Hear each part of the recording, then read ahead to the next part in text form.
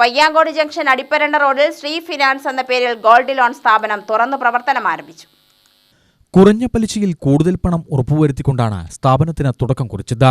AKPEA Alathur taluk president Mohanan പള്ളിക്കാട് നിലവിളക്ക് കൊളുത്തി സ്ഥാപനത്തിന്റെ ഉദ്ഘാടനം നിർവഹിച്ചു.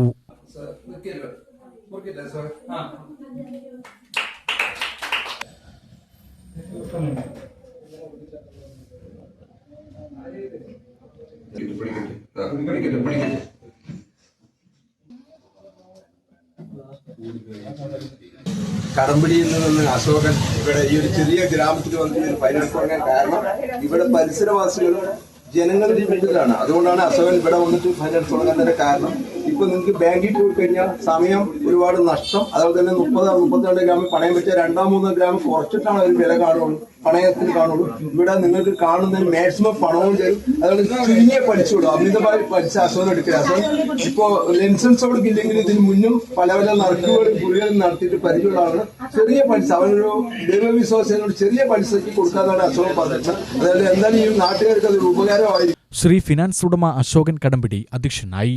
UTV news Palakkad.